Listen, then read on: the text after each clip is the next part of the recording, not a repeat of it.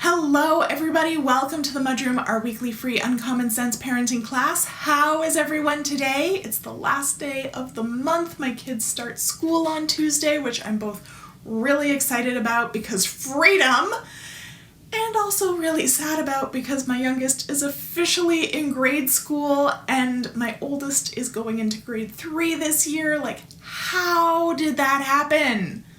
My own kids are officially out of my zone of genius, which is kind of terrifying, not gonna lie. I mean, I know, and I say this to families all the time, that they don't evolve like Pokemon into totally different beings. And it's not like I don't have experience with school-aged kids. In fact, before I graduated from my second degree, I worked almost exclusively with school-aged kids. They're just not my zone of genius, you know? So it's kind of sad and a little scary. But I'm sure that, the first time I have to go to an appointment and I don't have to organize childcare, that'll soothe that itch pretty quickly. Okay, today we're talking about crying in front of our kids. This has come up recently in the posse and in Parentability, where a parent has been describing the situation with their child and has added the caveat that, yes, I broke down in front of them, please don't judge me. And it breaks my heart because somewhere along the way, parents, and mothers in particular, have gotten the message that displaying any emotion other than joy in front of our children is somehow going to hurt them. So if you've been feeling guilty about crying in front of your kids, this episode is for you. Before we get into it, however, allow me to introduce myself. My name is Alana Robinson, and I'm a parenting coach for parents of toddlers, preschoolers, and kindergartners, and I help you understand why your children are misbehaving and how to fix it without stickers, counting to 3, or losing your shit. I'm your host here on the MudRoom. I'm hosting the Parenting Posse Facebook group as well, and I'm the creator of the Parentability program, where I help you raise confident, competent, independent kids who listen. While you're here, please like and subscribe so that you never miss another class. Okay, so first let's talk about why you might feel uncomfortable emoting in front of your kids. Generally speaking, expressing emotions has historically been seen as a sign of weakness. The Victorian era idea of needing to be toughened up so that you could deal with the cruel, harsh world was still in full effect during the World Wars, which means that our parents were raised by people who had lived in a very cruel, harsh world. They weren't given much room for emotional expression. And the most emotional expression that most of them witnessed was from their parents, and that was anger and happiness. The two extremes, right?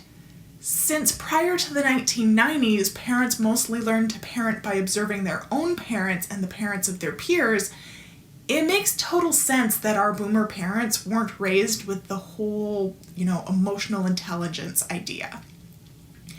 Add to that many of us have experienced emotions used as a weapon against us. Many of the parents who have expressed concern over emoting in front of their children had parents who weaponized either our own emotions or their parents' emotions. They made us responsible for their happiness or anger. They used emotional blackmail, like, if you do that, you'll make me cry. They cried to try and manipulate us into making decisions that they felt were right. And they did this with the best of intentions. They were using the tools that they had at the time and the influence that they had at the time to get us to do what they felt was in our best interest. But in the 80s, 90s, and even the early aughts, there wasn't a whole lot of awareness of the long-term impact that had on our mental health. They didn't know that there was another way to do things. The internet has opened windows into so many different areas, and I think parenting is one of the biggest ones. We have access to experts and research and information on a level that our parents never did. Breaking cycles is never easy, but I dare say that you can't break a cycle that you aren't aware of, and if anything, the windows into others' lives and connection to experts has made it easier to identify when we personally are caught in an unhealthy cycle. All of this to say, it's not really all that surprising that a lot of us got the message that crying or showing any other kind of emotion other than happiness or anger is inappropriate and we need to shield our children from it. The problem is, though, Children learn by observing and trying the things they've observed on for size. We're all copying each other. So if our children don't see us emoting, working through it, and coming out the other side stronger, they're going to watch others who are emoting and copy how they cope with their emotions, which leaves a whole lot up to chance. And/or they're going to get the same message that we got, that emotions are dangerous to be avoided and, if unavoidable, concealed and stuffed down as quickly as possible. Is it any wonder that we're all having mental health crises after mental health crisis? So it is absolutely okay and encouraged to display emotions in front of your children. If you're sad, cry. If you're upset, be big mad. The important part here is what you do with those emotions, how you cope with them.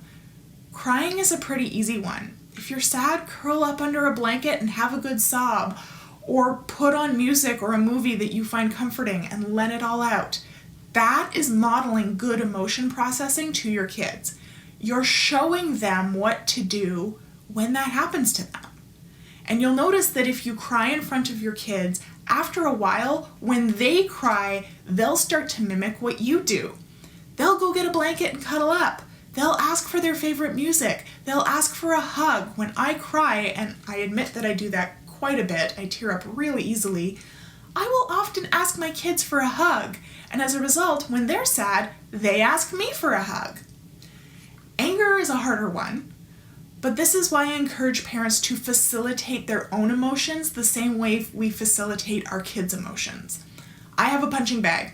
When I get mad, I go and kick the crap out of it. I'll often yell while I'm kicking the crap out of it. As a result, when my kids get frustrated and angry, they will go to their punching bags and kick the shit out of their punching bags. The apple doesn't fall far from the tree usually. And often, this is the hardest part, figuring out what would actually allow you to express your emotions in a healthy, controlled, and safe way. Because that's not something that we were taught. We were taught to conceal, stuff it down, move on. So yeah, it feels scary to say I really need to hit something or throw something when I'm mad, and then figure out what you could safely hit or throw. Beanbags, by the way. Beanbags are great for throwing at a target.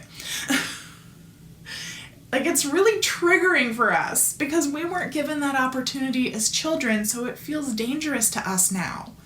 But I can almost guarantee if you can be honest with yourself, accept that it might take some trial and error, and be willing to try, you'll find that your emotions don't last nearly as long pretty quickly, and your children will start to emulate the coping strategies that you're modeling. So yes, cry in front of your kids. Make emotions safe by demonstrating how to handle emotions when you have them. Let them see it. Show them that emotions aren't going to kill you. They're temporary, and we can act on them without hurting people or property. Can you imagine the difference in the social landscape of the world when our children are adults, if we can do this for them? As always, if you need some support figuring out how to apply this to your family, the Parenting Posse is there to talk it out and help you brainstorm a plan, and the link is in the description.